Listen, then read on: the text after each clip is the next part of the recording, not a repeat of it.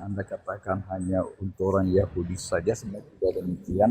Karena pada perjanjian lama disebut zaman Bapa, di zaman Yesus ada dinyatakan sebagai zaman anak ya, zaman anugerah.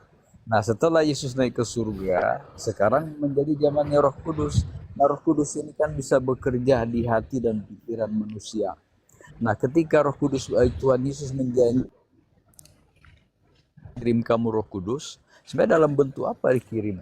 Nah ternyata pada hari Pentakosta di Kisah Para Rasul, Roh Kudus itu memberi kesanggupan kepada murid-murid Yesus untuk berbahasa lain, berbahasa yang bukan bahasa mereka. Nah jadi artinya zaman Roh Kudus ini adalah Injil itu disampaikan ke semua bahasa di dunia. Karena murid-murid ini diberikan kesanggupan. Ada yang ke India, ada yang bisa berbahasa Asia, dan Arab juga ada. Nah kalau kita orang Indonesia adalah Asia, ya wajarlah kalau Alkitab itu diterjemahkan ke bahasa Indonesia. Itu adalah legitimasi yang disampaikan Yesus kepada murid-muridnya. Itu benar terjadi. Nah mereka menerima Roh Kudus pada hari Pentakosta dan murid-murid disanggupkan untuk berbahasa lain. Nah yang menyaksikan mereka berbicara adalah dari bangsa-bangsa itu. Ada Asia, ada Arab dan bangsa-bangsa lain. Jadi kalau Anda katakan bahwa Yesus hanya untuk Yahudi saja, itu salah. Yesus justru sebagai mengesahkan murid-muridnya, oleh Roh Kudus diberi kesanggupan untuk berbicara dalam bahasa-bahasa lain supaya seluruh dunia tahu tentang siapa Yesus. Jadi Injil Kerajaan Allah bisa bangsa, kaum dan bahasa. Itu yang dikatakan Yesus. Nah itu terjadi. Makanya kalau kita jadi Kristen ya, bukan karena kita itu apa ya seperti Anda katakan tadi. Kita memang Yesus yang mencari kita. Bapa di surga oleh pekerjaan Roh Kudus menyerahkan kita jadi Oke, murid Yesus. Pak Kris, gereja sudah selesai tadi. Jangan lagi khotbah kayak Pak Kris, gantian lagi dong. Ini Mau tanya lagi. iya, Saya iya nanya kalau mau lagi. tanya bertanya aja Pak Kris. Biar kita belajar juga nih Ya. kawan muslim yang nyimak. Silakan. Nah, oke lah kita saling menghargai walau kita beda pendapat dan pandangan ya karena kita juga beda. Jadi saya memahami begini ya. Kalau di ajaran Kristen itu ya Yesus dinubuatkan akan mengalami penderitaan, dianiaya dan disalibkan. Nah, itu memang sudah dinubuatkan. Kalau di ajaran kalian kan Yesus tidak disalibkan, malah dikatakan diserupakan, bahkan melarikan diri dan lain-lain. Nah itu adalah bagi kami itu adalah memutarbalikkan kebenaran. Yang sebenarnya memang dialami Yesus disaksikan oleh ibunya, murid-murid dan lain-lain, banyak orang menyaksikan Yesus lahir, mati dan bangkit. Justru di ajaran kalian diselewengkan. Nah ini kan menurut pemahaman saya adalah justru yang Yesus palsu di ajaran Islam. Di ajaran Kristen yang Yesus yang benar. Itu menurut pemahaman saya. Baik, ditanggapin dulu ya Pak Kris ya. Silakan Gurunda. Baik. Silakan. Ya, jadi harus diluruskan lagi ketika saudara kita ini mengatakan pemahaman kita berbeda. Itu ucapan dan ungkapan jangan diulang lagi untuk yang kedua kalinya. Kenapa? Pemahaman berasal dari kata paham. Paham ini adalah butiran yang dientaskan dari akal. Akal kemudian membiaskan keilmuan. Keilmuan menorehkan ilmu. Ilmu memberikan konsep pengetahuan. Tahu dihasilkan dari proses belajar. Proses belajar mengantarkan manusia itu paham. Paham alat ukurnya adalah akal. Ini tidak dimiliki oleh Kristen di dalam memeluk agama Kristen. Jadi salah besar kalau Kristen itu mengatakan kami menjadi Kristen karena kami paham. No, bullshit, itu kosong besar. Kristen menjadi Kristen karena doktrin dogma, bukan karena proses paham. Jauhkan kata-kata paham, tahu, ilmu, mengerti untuk Kristen. Karena itu enggak cocok. Tidak selevel, enggak setara, tidak pas. Kristen itu hanya modal imani saja. Kristen hanya modali imani saja. Tidak ada. Iman, kepercayaan keyakinan itu yang dimiliki Kristen dikelilingi oleh ungkapan-ungkapan yang bernilai ungkapan-ungkapan dasar yang tidak berakar kepada pengetahuan. Jadi hanya dibalut dengan kemampuan berkata-kata, kemampuan kemudian menyusun narasi yang tidak berlandaskan kepada akal. Itu perlu saya jelaskan di situ. Jadi Kristen itu salah ketika mengatakan, oh kita memang beda karena kita beda paham. Enggak, kita berbeda karena kita beda iman.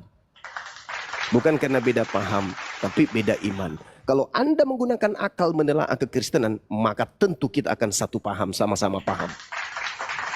Nah sekarang, saudara menuduh bahwa Al-Quran memutarbalikkan fakta. Kita uji. Al-Quran mengatakan begini. A'udzubillahi minasyaitonirrajim. Innama jazaa'ul ladzi yuharibunallah wa rasulah wa yas'auna fil ar fasadan aw yuqattalu aw yusallabu. Apa kata Quran? Yang disalib itu, yang dibunuh itu adalah yang memerangi Nabi Isa alaihi salam. Itu Al-Quran yang menerangkan. Al-Quran yang menerangkan itu. Yang disalib, yang dibunuh, yang memerangi Nabi Isa alaihi salam.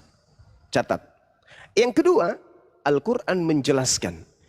Bismillahirrahmanirrahim. Wa qaulihim inna qatalnal masiha Isa bin Maryam Rasulullah wa ma qatalu wa ma salabu walakin syubbiha lahum. Mereka tidak membunuh Nabi Isa. Mereka ini adalah orang yang memerangi, orang yang memusuhi, orang yang membenci Nabi Isa. Mereka tidak membunuhnya. Mereka juga tidak menyalibnya. Melainkan yang terjadi pada mereka, Allah menyerupakan seakan-akan yang mereka salibkan itu adalah Nabi Isa alaihissalam. Berarti penyaliban itu ada? Iya, penyaliban itu ada. Tapi yang disalib adalah orang yang membenci Nabi Isa. Nah sekarang, tolak ukurnya di mana? Jangan Al-Quran, terlalu berat. Tolak ukurnya di Bible. Apa kata Yesus? Aku memang harus pergi sesuai dengan apa yang tertulis tentang aku di dalam kitab Taurat, Amsal, Mazmur, Ulangan dan seterusnya. Bukan Roma, bukan Galatia, bukan Filipi, bukan Matius, bukan Lukas, Markus, Yohanes, bukan. Tapi aku harus pergi sesuai dengan apa yang tertulis tentang aku di dalam kitabnya Nabi Musa. Nah sekarang, mari kita lihat. Apa yang tertuang di dalam kitabnya Nabi Musa. Kita buktikan siapa yang memutarbalikkan keadaan. Yesus berkata dalam Lukas 24:44. Harus tergenapi semua perkataan tentang aku yang tertulis di dalam kitab Keluaran. Apa yang tertulis dalam kitab Keluaran? Kita lihat di dalam Keluaran 23 nomor 7 nomor 8. Ini Kristen tidak bisa lolos di sini. Makanya saya katakan Kristen itu berdasarkan agama, tidak landasannya paham ilmu. Bukan. Bukan secara logis Kristen itu diterima, tapi karena keturunan. Nenek moyangnya dalam tekanan penjajah. Mati atau ikut haleluya. Maka mengatakan, ya lebih baik aku ikut haleluya daripada aku mati. Mati jadi budak atau kau mati jadi budak penjajah daripada mati. Maka menjadilah mereka Kristen, menjadilah mereka Katolik. Bukan proses akal. Nah sekarang mari kita lihat Keluaran 23 nomor 7 nomor 8. Haruslah kau jauhkan dirimu dari perkara dusta. Ini kalau kita lihat Kristen, kita tanya, salib itu kutuk atau berkat? Mereka semua akan berbondong-bondong mengatakan salib itu kutuk. Apa yang Yesus lakukan sampai dia dikutuk oleh Elohim? Tidak ada. Sedangkan salib itu hanya hukuman untuk orang yang dikutuk Elohim. Yang disalib adalah orang yang melakukan dosa besar yang sepadan dengan hukuman mati. Hukuman dosa apa yang Yesus lakukan yang sepadan dengan hukuman mati? Enggak ada. Tapi kenapa dia yang harus disalib? Apa jawaban saudara Kristen? Karena bukan dia yang dikutuk, tetapi dosa-dosa kita lah. Kita lah yang dikutuk. Pertanyaannya, kenapa bisa kita dikutuk? Kita belum lahir. Karena kita mewarisi dosa dari nenek Adam. Bohong. Dusta. Memutarbalikkan fakta. Kejadian 5 nomor 2. Adam dan keturunannya diberkati oleh Elohim, bukan dikutuk. Kejadian 4 yang dikutuk adalah iblis, yang dikutuk adalah tanah, bukan Nabi Adam. Bohong. Keluaran 23 dikatakan harus kau jauhkan dirimu dari perkara dusta. Ini kalau agama Kristen adalah agama benar, maka kitab Keluaran 23 nomor 7 ini harus dibalik. Harus dibalik. Harus dibolak-balik. Tidak bisa didatangkan dengan pola ini. Gereja harus berkongsi, bersekutu untuk mengajak lembaga Bible Indonesia merubah bunyinya. Karena Kristen itu kebalik ajarannya. Haruslah kau jauhkan dirimu dari perkara dusta. Tahun depan kalau bisa dirubah. Bunyinya, haruslah kau dekatkan dirimu kepada perkara dusta. Karena Paulus memang mengajarkan itu. Dalam dustaku, dalam kelicikanku, dalam tipu dayaku, dan seterusnya. Ya memang Kristen begitu. Maka ini harus dirubah. Terus dalilnya mengatakan, orang yang tidak bersalah dan orang yang benar tidak boleh kau bunuh. Ini harus dirubah ini. Karena Kristen terciduk memutarbalikkan fakta. Yesus orang benar yang mati, lalu kemudian Kristen yang adalah pendosa, orang dikutuk harus menjadi benar dengan membunuh orang yang tidak benar. Maka dalil ini harus dirubah. Orang yang tidak bersalah dan sabar. Panjang ceramahnya. Sabar. Saya sedang memberikan edukasi. Saya tidak menipu untuk perpuluhan. Kasih kesempatan juga yang lain. Sabar nanti. Sabar.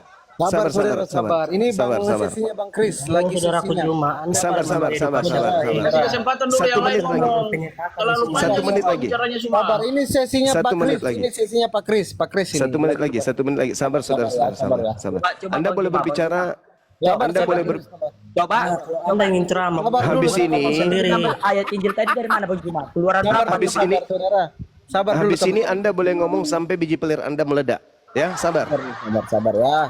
Orang yang tidak bersalah dan orang yang benar tidak boleh kau bunuh. Berkuar-kuar, tapi Ini penjelasan Anda dalil. tidak alkitabiah begitu loh. Ini dalil. Justru dalil yang saya terangkan di sini. Lanjut Bang. Orang yang tidak bersalah dan orang yang benar tidak boleh kau bunuh. Yesus bersalah enggak? Tidak. Yesus orang benar enggak? Orang benar. Boleh enggak dibunuh? Tidak boleh. Rubah. Maka nanti terbitan berikutnya adalah orang yang sabar. Orang yang tidak bersalah dan orang yang benar boleh kau bunuh. Sebab aku Tuhan tidak akan membenarkan orang yang bersalah. Rubah juga itu, rubah. Sebab aku Tuhan akan membenarkan orang yang bersalah. Janganlah kamu terima. Sebab suap membuat buta mata orang-orang yang melihat dan memutarbalikkan perkara orang-orang yang benar. Suap janganlah kau terima. Balik ini, terimalah suap. Sebab suap membuka mata orang-orang yang melihat dan tidak memutarbalikkan perkara orang-orang yang benar. Balik ini. Karena kalau Anda tidak balik, maka ini tidak bisa, Kristen nggak bisa lolos di sini dalil ini.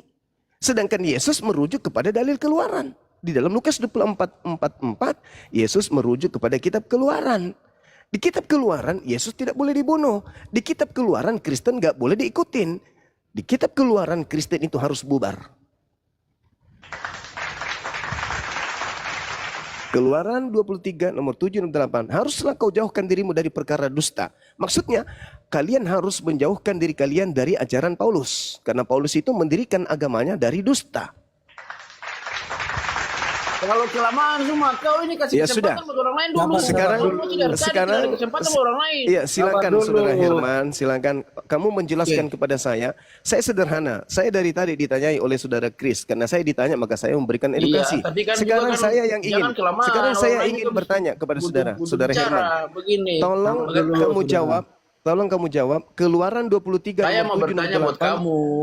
Oh, Begini. kirain. Bagaimana kamu bisa mengatakan orang Kristen itu berdusta? Sedangkan kalian diajarkan berbohong dalam 3 hal. Kamu diajarkan berbohong dalam segala hal. Untuk berbohong dalam 3 hal versi apa? Kalian diajarkan Oke. seperti begitu. Tetapi di agamamu diajarkan berbohong dalam segala hal. Gimana itu? tidak ada. Oh, kenapa tidak ada? Sekarang saya tanya samamu. Maria melahirkan apa? Manusia atau Tuhan? Maria melahirkan Yesus sebagai melahirkan manusia, tapi tidak terlepas hakikatnya sebagai Tuhan. Itu yang harus itu bohong. kau pahami. Iya. Sekarang kamu mau dipaksakan Berbohong. narasimu kepada kami orang Tidak Kristen, bisa, sedangkan nggak Quran Anda bisa. saja memutarbalikkan Tidak fakta. bisa. Agamamu Muhammad itu diberi- berbohong dari semua hal. Semua hal di dalam agamamu itu bohong. Tidak ada yang tidak bohong. Adakah Yesus berfirman di dalam kitab Lukas? Adakah Yesus berfirman kepada Lukas? Adakah Yesus berfirman kepada Yohanes, kepada Markus, kepada Matius? Ada? Tidak ada. Apakah kitab kanonik ini firman Tuhan? Firman Tuhan. Siapa Tuhannya? Yesus. Pernahkah Yesus berfirman kepada keempat penulis kitabmu? Tidak pernah. Itu perkataannya perkataan siapa? Firman Tuhan. Pernahkah Tuhanmu yang kau katakan Yesus berfirman kepada mereka? Enggak pernah. Lalu bohong lagi. Tidak ada hal yang tidak bohong di dalam ajaranmu. Semuanya bohong. Mulai dari buka mata sampai tutup mata, bohong semuanya. Gak ada kebenaran di situ. Oke, silakan. Izin, Pak Guru. Pak Guru, saya tadi turunkan murid-murid yang nakal, Pak Guru ya. Kalau nakal muridnya kita turunkan aja. Oke, saya sapa dulu ada Pak Bang Datuk. Assalamualaikum Bang Datuk. Kalau murid nakal. Warahmatullahi wabarakatuh. Assalamualaikum Bang Zuma semuanya, Bang Muslim. Waalaikumsalam warahmatullahi wabarakatuh. Bang Datuk Udah balik jadi ketua Jadi kelas Bang, ya Bang Datuk ya. Entar masih mau di lanjut- rumah, siap. mau lanjut Masih dialog. dulu. Iya, siap. Masih di rumah. Bang Datuk jadi ketua kelas ya, Bang Datuk. Ya. Oke, siap. Kalau ada murid-murid nakal diturunkan aja kalau ada murid-murid nakal. Di mute dulu. Bang Oke, Datuk, siap. jangan noise. Oke, siap. Oke, ada Bang Wali. Bang Wali buka mute-nya. Agamanya apa Bang? Kristen atau Muslim? Yang teman-teman Kristen silakan naik ya. Tapi jadi murid-murid jangan nakal lah. Gimana nih teman-teman ini? Jadi murid itu jangan nakal. Dengar apa kata Pak Guru. Oke, kita naikkan lagi teman-teman Kristen ya.